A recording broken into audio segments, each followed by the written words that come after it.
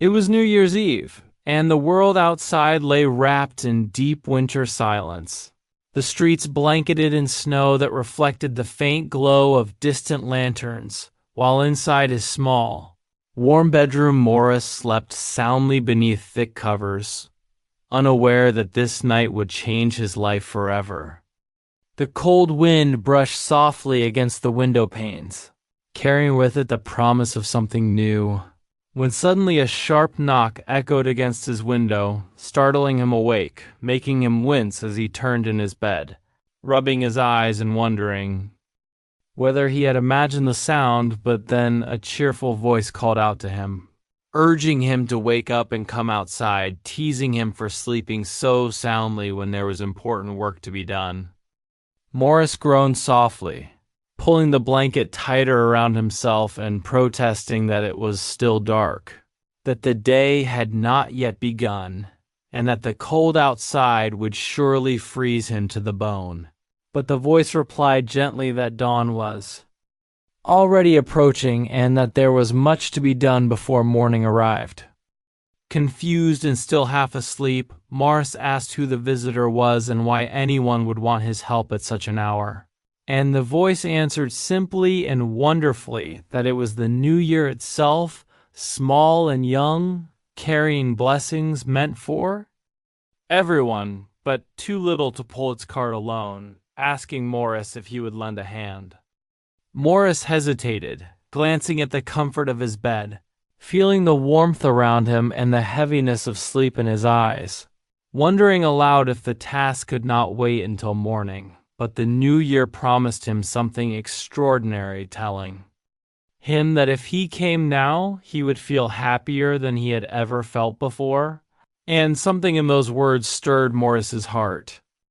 With a sigh and a small smile, he agreed, quickly dressing himself and stepping outside into the crisp night air, where he found the new year waiting beside a small cart dusted with snow, its wooden sides painted with words that glowed softly, words that read love and kindness, and just reading them made Maurice feel warmer inside. The new year invited him to help pull the cart, and together they walked through the quiet streets, their footsteps crunching through the snow, until they reached the home of Joe, the gardener who worked for Maurice's family, a man with no children and no family of his own. And when Maurice asked why they were stopping there, the new year gently explained that no one deserved to spend New Year's Eve alone and forgotten. Moved by this, Maurice agreed to help by shoveling the snow blocking Joe's door while the new year unloaded gifts from the cart, carefully choosing a warm coat, a muffler, a hearty dinner, a nourishing breakfast, and a new pair of shoes, explaining that even if Joe had been given an old coat before, new warmth and care were always welcome during the festive season. As Maurice worked, he felt an unfamiliar excitement growing inside him. And when the new year quietly entered Joe's home through the window and left the gifts behind without waking him, Maurice imagined Joe's joy upon discovering them, and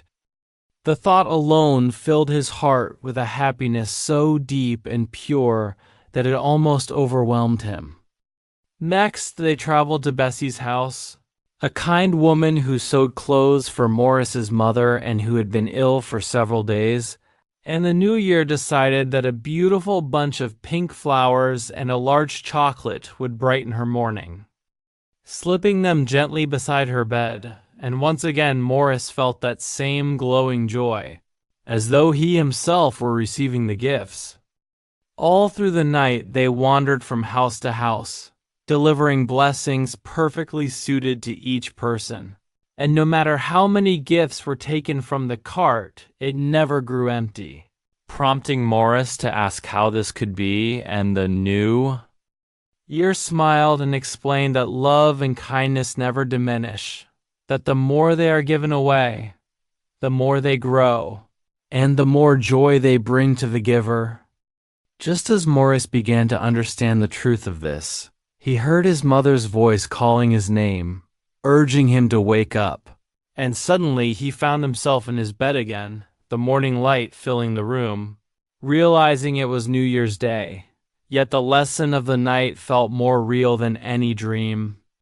Filled with purpose, Maurice greeted his mother with joy, repeating the words he had learned, promising himself that this year would be the happiest of all. And without wasting a moment, he dressed quickly, gathered the small savings from his piggy bank along with the chocolate he had been given, and rushed out into the morning.